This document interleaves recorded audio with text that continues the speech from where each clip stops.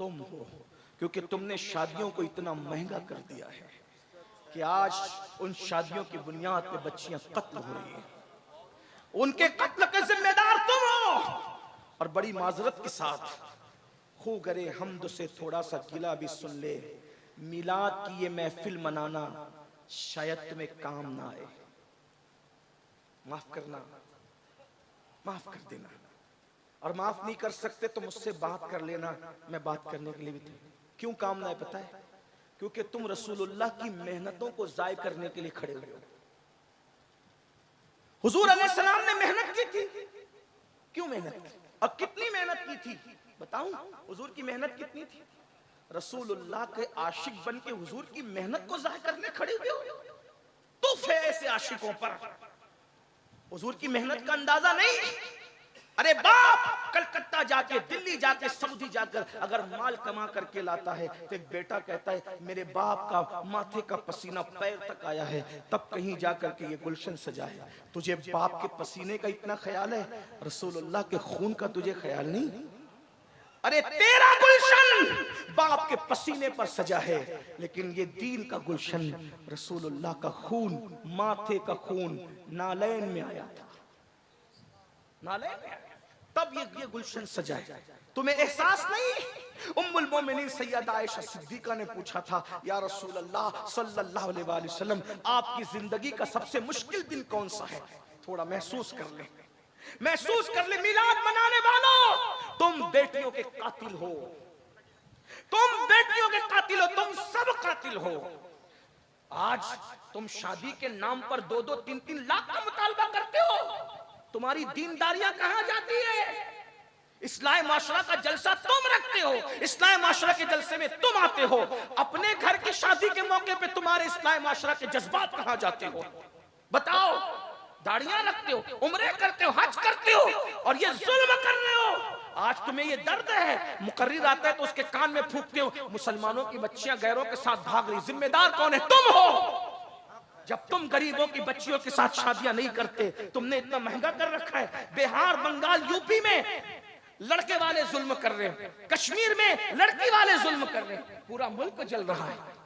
कोई है ऐसा जो ये सोच सके कि मेरे नबी ने बेटी की आबरू बचाने के लिए मेहनत कितनी की थी? उस मेहनत को 2-3 जुमलों में सुन लें, दिल पे नक्श कर लें। उम्मुल मोमिनीन सैयदा आयशा पाक ने पूछा, आका आपकी जिंदगी का सबसे मुश्किल तरीन दिन कौन सा है?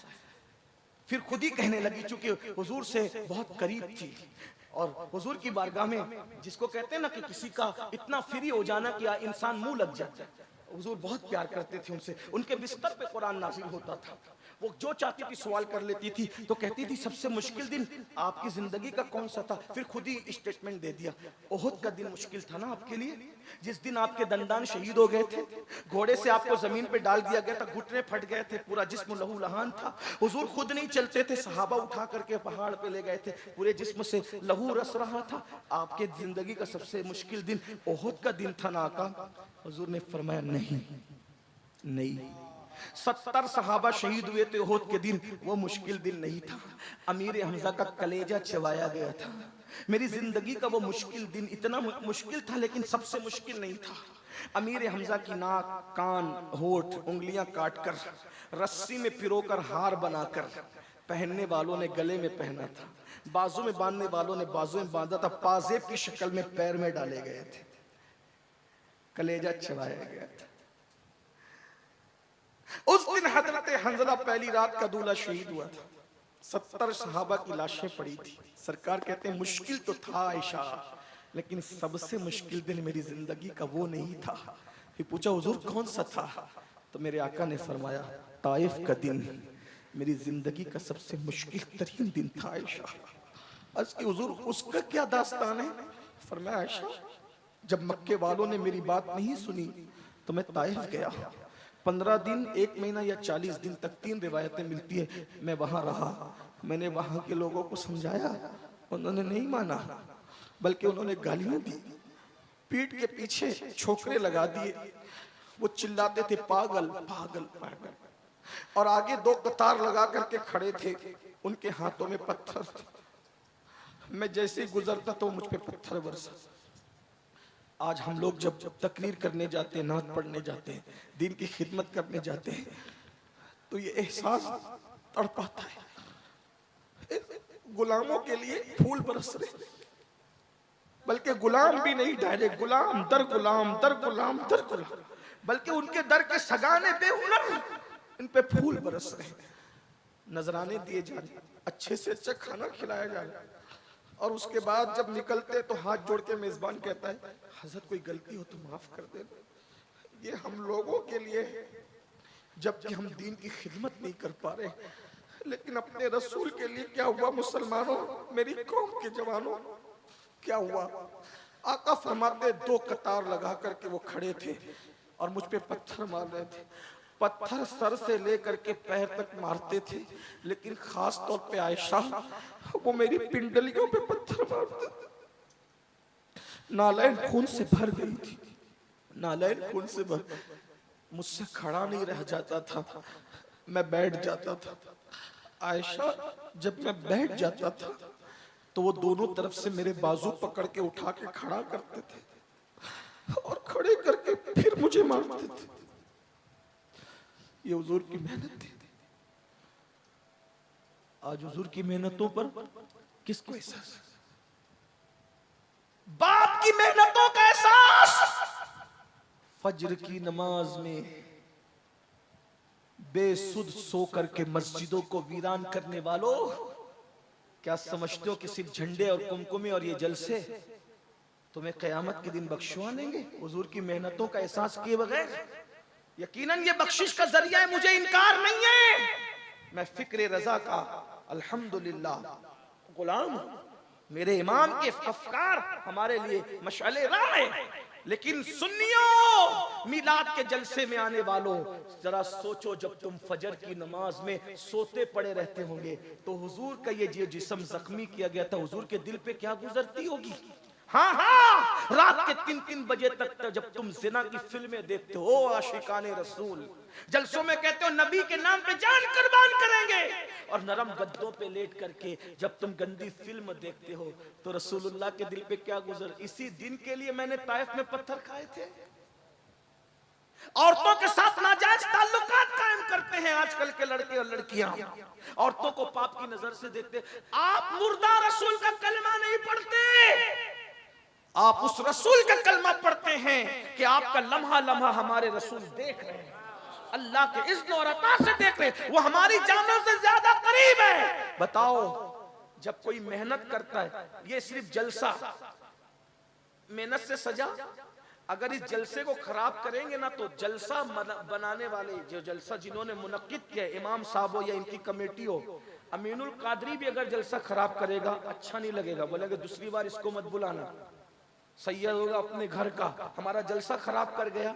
मैं पूछता हूं, जो तुम्हारे 1 महीने की मेहनत पर चंदे के पैसे के सजाए हुए जलसे को बर्बाद करे, तुम्हारा दिल इतना टूटता है, ना सैयद देखते हो, ना आलिम देखते हो, ना खतीब देखते हो, उससे तुम नाराज हो जाते हो जिस रसूल ने 23 साल मेहनत की है। रसूलुल्लाह की मेहनत अगर हम महसूस न करें, कौन महसूस? हुजूर का खून पेशानी का नालैन में आया, जब हुजूर को पत्थर मारे जाते थे, पट्टी बांधने के लिए जख्मों पे कपड़ा भी नहीं था, उम्मुल मोमिनीन सैयदा खदीजा अपना दुपट्टा फाड़ करके सर पे और जख्मों पे बांध दी। हुजूर अलैहिस्सलाम के घर में खाना पकता था तो मक्के के गुंडे गंदगी और गलाजत जो पाखाना करते हैं, गंदगी गलाजत उठाकर लाते थे, हुजूर की हांडी में डाल देते थे। गौर कीजिए, चलते थे तो कांटे बिछाए जाते थे, कांटे। ये हुजूर की 2 बेटियों को तलाक दिया गया इसलिए कि हुजूर दीन का काम न करें। 3 साल तक के घाटी में पूरे खानदान को कैद कर दिया गया। रसूलुल्लाह के घर के बच्चों ने दरख्त की पत्तियां चबाई, चमड़े जला करके पीस करके उसका शरबत बना करके पिया। ये मेहनत है। अब बताओ, जब तुम्हारी वजह से शादियां महंगी होगी, कार मांगोगे, जहेज मांगोगे और बेटियां गैरों के साथ भागेगी, शादियां महंगी होगी या पेट के बच्चे कत्ल किए जाएंगे। और जब मैदान महशर में तुम रसूलुल्लाह की बारगाह में हाजिर होंगे, मिलाद मनाकर या जो भी दावे करके, हुजूर चेहरा फेर ले, हुजूर चेहरा फेर ले, बताओ क्या होगा? आज रसूलुल्लाह की मेहनत का एहसास नहीं है तुम्हें? कोई शराब पी रहा है, कोई नशा कर रहा है। अरे शराब की बोतल हाथ में आने से पहले तुझे महसूस होना चाहिए कि ये दीन मेरे घर तक कितनी मेहनतों से पहुंचा। ऐसे मुनाफिक सिफत दीनदार मत बनो, जबान पे जलसों में दीन और अंदर दुनिया।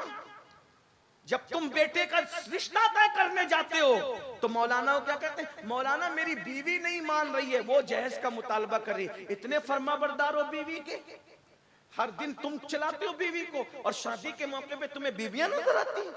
बहाने बहाने सब मांग रहे हैं।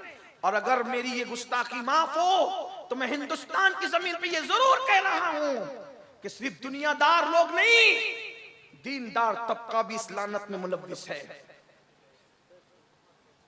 क्या जवाब दोगी अल्लाह को? क्या जवाब दोगी? अगर वाकई मिलाद मनाना है तो इनकलाब का हिस्सा बनो और आज सच्चे दिल से तय करो, मुझे खुश करने के लिए नहीं, अपने नबी को, मिलाद वाले रसूल को जिसके जरिए से हमें जन्नत लेना है, उनको खुश करने के लिए कि इंशाअल्लाह अब मैं अपनी शादी करूं या अपने बच्चों की शादी करूं। जो कंवारे वो अपनी शादी के बारे में, जो औलाद वाले वो अपनी औलाद के बारे में ये हुजूर से वादा करें, मुझसे नहीं कि या रसूल अल्लाह, अगर आपकी उम्मत की बेटियां जहेज की वजह से पेट में कत्ल हो रही है या औरों के साथ भाग रही है, तो जब मैं अपने बेटे का निकाह करूंगा तो इंशाअल्लाह मैं यूं कहूंगा कि बगैर जहेज के निकाह करूंगा। अगर मेरा समधी देना भी चाहेगा तो मैं कहूंगा जा किसी और मौके से दे देना, लेकिन जहेज का खात्मा करूंगा। और अल्लाह अकबर, बगैर जहेज की शादी करके दुनिया को बताऊंगा कि नबी के नाम पे जान देना भी जानते हैं और बिदअत का खात्मा करना भी जानते हैं। अगर ये हो गया, इनकलाब आएगा, तब्दीली आएगी। याद रखना, इस दीन को हमारे घर तक पहुंचाने के लिए अल्लाह के रसूल की बहुत मेहनतें हैं। उस मेहनत का एहसास करो। आज हम सिर्फ जबान से मिलाद मनाते हैं, झंडे लगाते हैं, लेकिन हुजूर की मेहनत का हमें एहसास। भाइयों, एक दिन में 3 बार कपड़े बदलते हो, अच्छा है बदलो, 4 बार बदलो। हमारी कादरी, हम तो कादरी सूफी लोग हैं, हमारे कादरियत बहुत तसव्वुफ में बहुत इंजॉय वाली है। हमारे गौस पाक कहते हैं अच्छा खाओ, अच्छा पहनो, अच्छे काम करो। हमारे गौस तो इतना महंगा पहनते थे कि बादशाह को भी पहनो, 4 बार पहनो। लेकिन इतना जरूर कहता हूँ, 4 बार कपड़े बदलने के बाद ये मत भूलो कि इसी दीन के लिए सहाबा जो उहद में शहीद हुए थे उनको कफन भी नसीब नहीं हुआ था। बगैर कफन के दफन होने वाले सहाबा की कुर्बानी भी याद कर। कितनी औरतों का सुहाग उजड़ा है ना, तब हमारे घर पे इस्लाम पहुंचा। कितने बच्चे यतीम हुए तब हमारे घर पे इस्लाम पहुंचा। कितनी जाने गई तब हमारे घर पे इस्लाम पहुंचा। अब बताओ, हमने अपने बच्चे को डॉक्टर बनाना चाहा, इंजीनियर बनाना चाहा, टीचर बनाना चाहा, सब बनाया। बनाओ, बिल्कुल बनाओ। क्या आपने अपने बच्चे को मुसलमान भी बनाया? बताओ। ट्यूशन के लिए जगाते हो, स्कूल जाने के लिए सुबह 5 बजे जगाते हो, कभी अपने बच्चों को नमाज के लिए भी जगाया? बहुत माजरत के साथ, जो रसूल कहे कि नमाज मेरी आंखों की ठंडक है, नमाज पढ़ते हो? नहीं। जलसे में आए 3 घंटा बैठेंगे, 5 घंटा बैठेंगे, कितने लोग इशा पढ़ के? हाथ मत उठाना, जलील करना मकसद नहीं। हुजूर की उम्मती हो, हमसे बेहतर हुआ, आपकी हुर्मत को काबे से अफजल करार दिया गया है। लेकिन इतना पूछता हूँ, इशा कितने पढ़ के आए और जाके फजर कितने पढ़ेंगे? बहुत माजरत के साथ अर्ज करूं, जो जलसा करते हैं ना वो भी इल्ला माशाल्लाह नमाज नहीं पढ़ते। जलसे की मसरूफियत में ये मगरिब भी छोड़ते हैं, असर भी छोड़ते हैं, इशा भी छोड़ते हैं। करोड़ों जलसे एक पल्ले में रखा जाए और एक सजदा फर्ज एक पल्ले में रखा जाए, करोड़ों जलसे उस सजदे का बदल नहीं हो सकते। आप क्या सोच रहे हो नमाज छोड़ दूंगा मिलाद के जरिए बख्श दिया जाऊं? भाइयों, हमारे यहाँ मिलाद फर्ज नहीं है, उलमा मौजूद है, नफिल है, मुस्तहब है, ज्यादा से ज्यादा हुजूर से मोहब्बत का इजहार है। मैं मना नहीं कर रहा हूँ, अल्हम्दुलिल्लाह मिलाद पर मेरी तकरीरें मौजूद है। हम कहते हैं जो मिलाद मनाने से मना करते हैं उनके दिल सिया हो गए, हम उनसे मुकाबला कर रहे हैं। लेकिन आपसे कहता हूँ, मिलाद मनाओगे नफिल मुस्तहब करके और फजर छोड़ दोगे, नमाजें छोड़ दोगे, फिर सोचोगे हुजूर बख्शवा लेंगे। देखो हुजूर हुजूर तो किसी को भी बख्शवा सकते हैं, उनकी शान है। एक मैं क्या, मेरे इसियां की हकीकत कितनी, मुझसे 100 लाख को काफी है इशारा तेरा। लेकिन ये भी सुन लो, वो जिसको चाहे बख्शवा सकते हैं, वो मुख्तार कुल है, नबी मुख्तार कुल है, जिसको जो चाहे अता कर दे। ये मेरा अकीदा है। अगर वो चाहे तो करोड़ों को इशारों में बख्श दिया जाए, मगर उन्होंने ही फरमाया जिसने जानबूझकर नमाज छोड़ दी, कयामत के दिन उसके साथ मेरा कोई वादा नहीं है। मैं मोहम्मद उससे बेजार हूं, वो मेरे जिम्मे से बाहर हो गया है। कहां गई नमाज? नमाज कहां गई? जिस दिन मिलाद का जुलूस निकालते उस दिन भी फजर नहीं पढ़ते। हुजूर के दिल पे क्या गुजरती, अल्लाह के रसूल के दिल पे क्या गुजरती होगी। फिर कहता हूं, मुनाफिक न बनो, अगर आशिक बन रहे हो सच्चे बनो। एक हदीस सुन लो, बात पूरी करता हूं। कूतुल कुलूब में शेख अबू तालिब मक्की रहमतुल्लाह अलैह एक हदीस लिखते हैं। मैं कहूंगा तो मुजरिम होगा, लोग मुझसे नाराज भी होते हैं क्योंकि मैं ऐसी बात करता हूं। कुछ लोग तो ये कहते हैं कि पता नहीं ये सुन्नी है भी कि नहीं है। मैंने कहा अगर कुरान हदीस बयान करना मशकूक करता है, आप जो चाहे टाइटल दे दे। अल्हम्दुलिल्लाह मैं 41 पुश्तों का पुश्तैनी सुन्नी हूं, कन्वर्टेड सुन्नी नहीं। हाँ अल्हम्दुलिल्लाह 41 पुश्तों का सुन्नी हूं, और जिसमें सैयदा फातिमा और मौलाए कायनात हमारे शजरे में नसब के एतबार से सबसे ऊपर हैं। अल्हम्दुलिल्लाह अल्हम्दुलिल्लाह। लेकिन एक बात आपसे कहूं, हकीकत अगर मेरी बात वाकई सुन्नियत से टकराती है तो आप मेरी इस्लाह करें, मुझसे बात करें। और अगर मैं वाकई सुन्नियत की बात कर रहा हूं, सैयदी आला हजरत फतावा रज़विया शरीफ में मसलक नकल करते हुए लिखते हैं कि मौला अली ने बेनमाजी पे कुफ्र का फतवा दिया, सैयदना फारूक आजम ने बेनमाजी पे कुफ्र का फतवा दिया। आपसे पूछता हूं कि आपके नजदीक मौलाए कायनात और सैयदना फारूक आजम का फतवा इसी तरह नजरअंदाज करने के काबिल है? अगरचे हम हनफी होने के एतबार से हमारे आला हज़रत ने बताया हमें, और हमारे इमाम ने बताया कि हम बेनमाजी को डायरेक्ट काफिर नहीं कहते, फासिक कहते हैं। हमारा अकीदा ये नहीं है, इसलिए कि जो हदीसों में आया है उसकी तावील हमारे इमाम आजम ने की है। लेकिन एक बात आपसे कहता हूँ, मौलाए कायनात ने फतवा दिया बेनमाजी काफिर, फारूक आजम, अगर अल्लाह न करे, अल्लाह न करे, 1000 बार न करे, अगर आपसे पूछता हूँ इमाम आजम के कौल की बजाय मौलाए कायनात के कौल पर कयामत के दिन फैसला हुआ तो कहां जाओगे? कहां जाओगे? मैं अफजल और तफजील की भी बात नहीं कर रहा हूँ, इमाम आजम बहरहाल गुलाम है, लेकिन आप बताएं तो सही। मन तरक सलाता मुताम्मिदन फकद कफर का लफ्जी तर्जुमा किया जाए तो क्या तर्जुमा कर? ये मुताम्मिदन फकद, ये फकद कहा जा रहा है? फकद ये तो अहनाफ की कुशादा कल्बी है कि फकद का लफ्जी तर्जुमा नहीं करते, बल्कि उसका जो है वो उर्फी और इस्तिलाई तर्जुमा करके उसकी मानवियत को बयान कर देते हैं। लेकिन अगर ये फकद का तर्जुमा हो जाए ना तो फिर तुम्हारी आंखें खुली। आप क्या समझते हो? हम कादरी हैं, हम चिश्ती है, नक्शबंदी, सरवर्दी है, रज़वी है, बरकाती, वारसी है, मदारी। मैंने कहा भैया सब बनो, सब सर आंखों पर, पहले मुसलमान तो बन जाओ। जो मुसलमान रसूलुल्लाह बनाने के लिए आए थे, सहाबा कहते हैं हम रसूलुल्लाह के दौर में मोमिन और काफिर में फर्क करते थे। किस वजह से? हदीस न हो, मैं गुलामी लिखने के लिए तैयार हूं, मैं गुलामी लिखने के लिए तैयार हूं, मेरी जिम्मेदारी है। सहाबा कहते हैं मोमिन और काफिर में फर्क करते थे। किस बुनियाद पर? सिर्फ नमाज की बुनियाद पर। जो नमाज पढ़ता था हम उसको मोमिन समझते थे, जो नमाज नहीं पढ़ता था हम उसको काफिर समझते। ये रसूलुल्लाह के दौर का ये पहचान थी, ये पहचान थी रसूलुल्लाह के दौर में। बताओ बताओ, सहाबा के नजदीक अपना ईमान साबित नहीं कर सकते, गौसे पाक के नजदीक अपना ईमान साबित नहीं, जाओगे कहां? डर नहीं लगता? जो माल और जो दौलत कब्र में नहीं लेकर के जाओगे, उसके लिए 12-12, 14-14 घंटे मेहनत करते हो, और जो नमाज कब्र के अंदर साथ जाएगी उसके लिए 10 मिनट नहीं निकाल सकते। सिर्फ 10 मिनट का टाइम लगता है एक वक्त की नमाज के। मैं कहता हूं जन्नत के लिए ना पढ़ो, कम से कम सच्चे सुन्नी बनने के लिए तो नमाज पढ़ लो। नमाज में हुजूर अलैहिस्सलाम की आंखों की ठंडक है, ठंडक।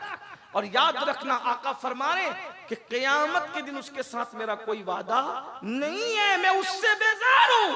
और याद रखना, हम सुन्नियों का अकीदा है, सुन्नियों जब तक रसूलुल्लाह के हाथ नहीं उठेंगे जन्नत किसी को नहीं मिलेगी। तुम और मैं तो दूर की बात, आलिम मौलाना मुफ्ती साहबा दूर की बात, खलीलुल्लाह को भी उस दिन रसूलुल्लाह की हाजत होती है। खलीलुल्लाह को हाजत रसूलुल्लाह की।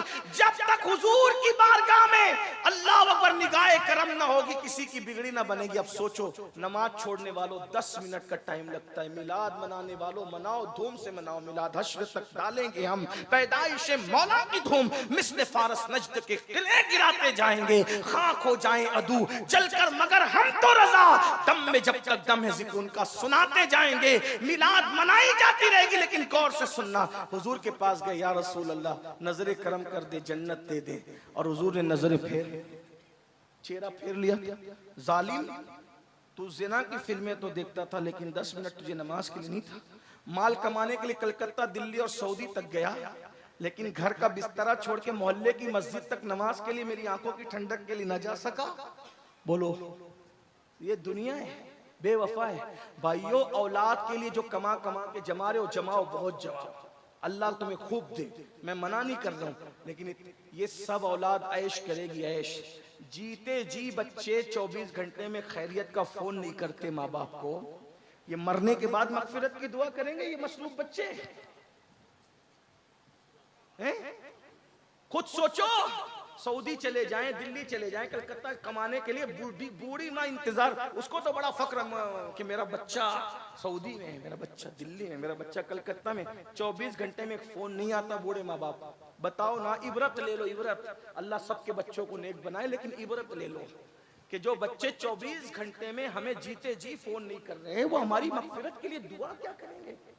जो कुछ करना अपने लिए कर लो, यही से कर लो, अपने हाथों से कर लो। ला तंसा नसीबक मिनद दुनिया, दुनिया से अपने नसीब का मत भूलो, सिवाय कफन के कुछ नहीं ले जाओगे। सब यहाँ बहुएं राज करेगी, बेटे राज करते रहे, लेकिन आपका हमारा कोई नहीं है।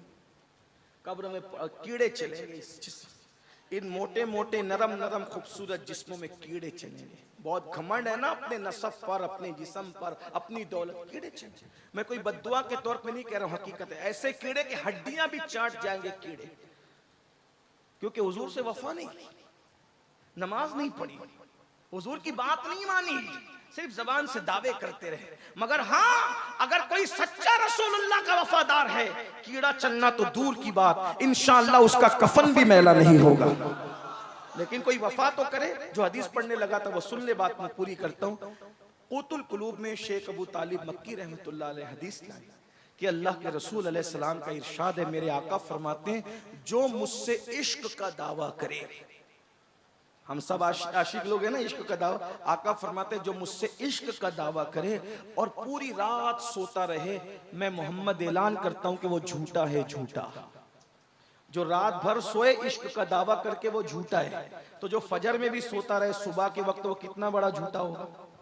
इसका मतलब जो आशिक लोग हैं ना, वो रातों को सोते नहीं है, इश्क हो जाए तो दुरूद पढ़ते जगेंगे, नफिल पढ़ते जगेंगे। देखा उस आशिक को, देखा उस आशिक को जो माँ के पेट से वली पैदा हुआ था, लेकिन 40 साल तक इशा के वुजू से फजर की नमाज पढ़ी। गौस पाक को जानते हो कि नहीं जानते? उन्हें क्या जरूरत थी, माँ के पेट से वली पैदा हुए थे। लेकिन इश्क जितना ज्यादा होता है, आदमी इबादत उतनी ही ज्यादा करने लगता है। हम कैसे आशिक है कि 3-3 दिन तक पाक भी नहीं रहते, खड़े होकर पेशाब करते हैं। हम कैसे आशिक है कि हफ्ते हफ्ते भर मस्जिद जाने की तौफीक भी नहीं होती। एक जुमला कह दूं, बुरा ना मानो तो, जो इश्क तुम्हें घर से निकाल के मस्जिद तक नहीं ले जाता, इतना कमजोर है तुम्हारा इश्क। तो जो इश्क इतना कमजोर हो, जो घर से मस्जिद तक न ले जा सके, वो इश्क तुम्हें कभी जन्नत तक नहीं ले जा सकता। इश्क तो वो है जिसने हंजला को पहली रात की दुल्हन छुड़वाकर ओहद के मैदान तक लाया था। इश्क तो वो है जिसने इमाम हुसैन को मदीने का आराम छुड़वाकर करबला तक लाया था। इश्क तो वो है जिसने हमजा को इतना हौसला दिया था कि कलेजा चबवा कर भी मुस्कुरा रहे थे। इश्क ये है, ये इश्क वाले मजे ले रहे होंगे, और हम जैसे जो सिर्फ दावा कर रहे हैं, दावे में रह जाएंगे। दुआ करो अल्लाह में सच्चा आशिक बनाए। अहद करो, बोलो करते हो अहद? आज से नमाज छूटेगी? बोलो आज से नमाज छूटेगी? नहीं। कितने लोग अल्लाह के रसूल को गवाह बनाने के लिए हाथ उठाकर वादा करते हैं इंशाअल्लाह 5 वक्त की पढ़ेंगे? हुजूर के नाम पे बताओ कितने हाथ उठाते? हाँ माशा, उठा के रखे, हुजूर गवाह हो जाए। जरा हम भी तो देखें, हम देखे ना देखे लेकिन मदीने की सरकार देख रहे हैं। उठाएं, बोलो वादा करते हो? ए अल्लाह वादा करना तेरे महबूब